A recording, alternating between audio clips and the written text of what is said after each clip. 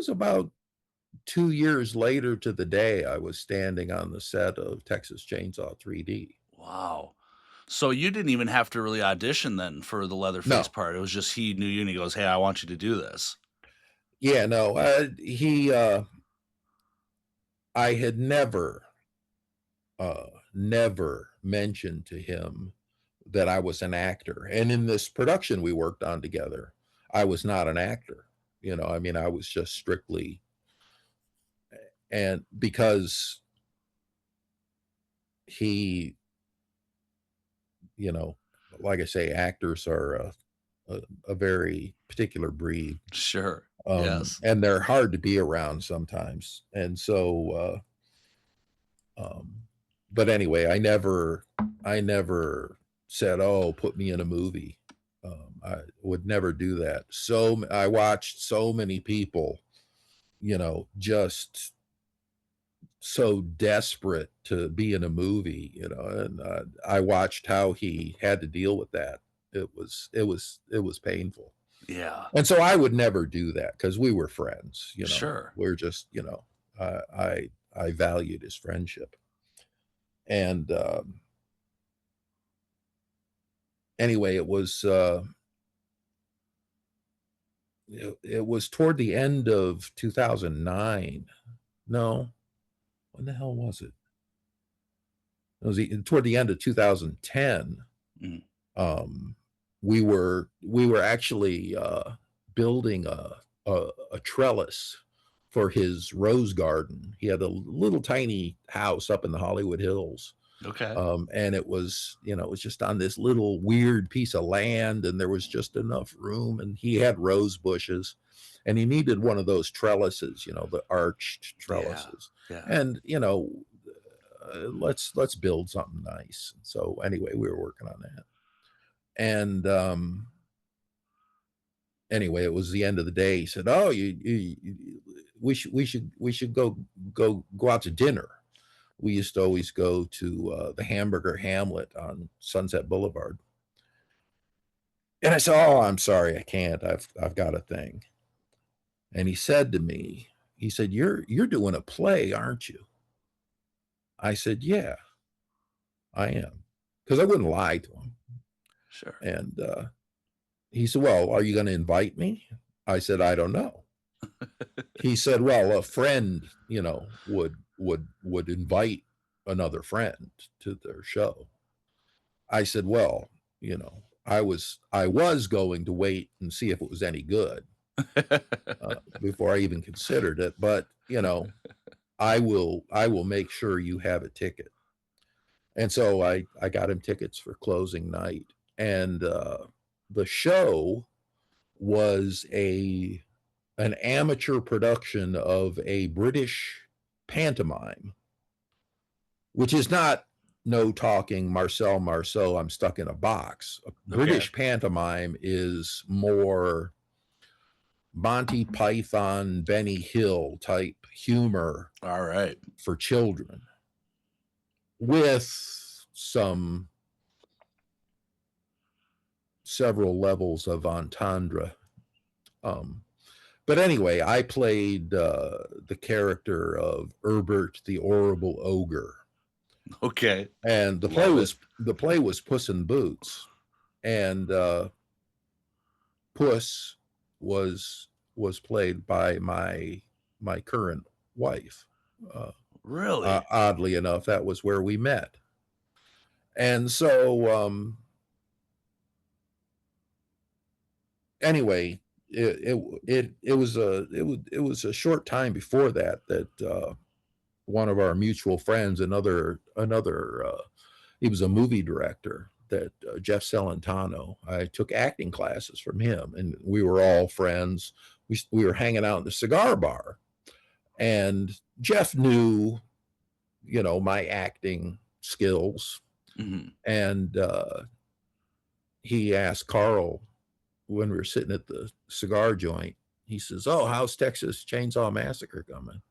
And Carl said something to the effect, "Don't even ask." It was apparently a Not going difficult good. a difficult challenge. Really? And And he said, and Jeff said, well, you know who'd make a good Leatherface? And Carl innocently said, who? He said, Dan. That was the first ever mention of my playing Leatherface. And I kind of shrank from it. I didn't, oh, let's not go there. Uh, You know, let's just have our cigars and enjoy ourselves here. wow. And so anyway, it was not too long after that that he came to see this show, and I play this monster in the show, Yeah. and come booming on the stage in the final act, um, to the screams of the crowd. And I'm up there with all these little tiny British actors, and it looked kind of silly, but he realized, oh my God, you Yeah. know, Sure. and there's a he it was at that point he said he actually we went out to a bar after the show, a whole gang of us, and he ran into somebody he knew from the business, and he said, I want you to meet Leatherface.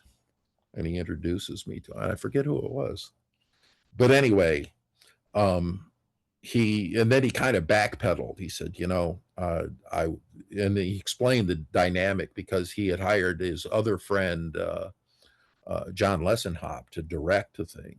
Okay. And he said, I can't, I'm never going to shove an actor down a director's throat. He Okay. says, Yeah. he says he says, anyway, he arranged a meeting shortly afterward between me and John Lessenhop. And and it was unbeknownst to either of us. He basically invited us to the same party. Mm. And I'm not a party guy. I'm not good at parties. I enjoy them, but I'm not I'm not really a participant. Sure. And I hang back and I just kind of enjoy the crowd. You just watch the dynamic.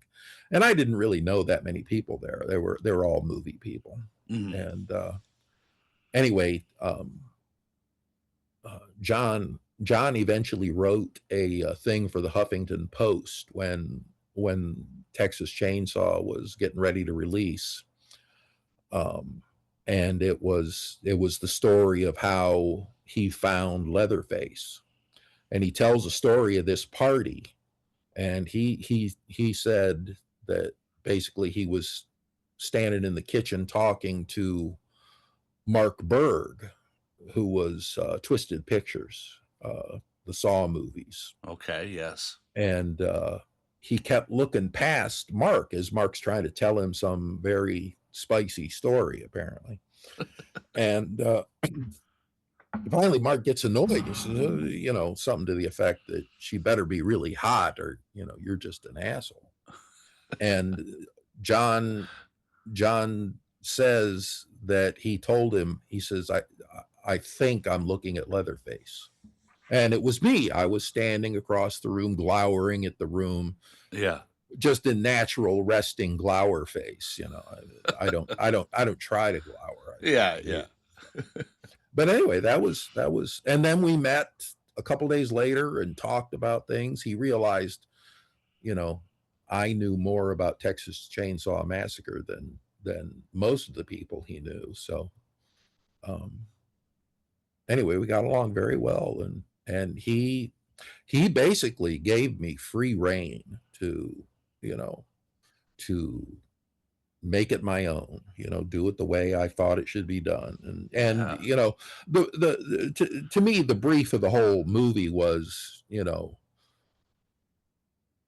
not an homage, but certainly respect for the original. That 100%. was that was the story we were trying to tell, Yeah. was what happened next.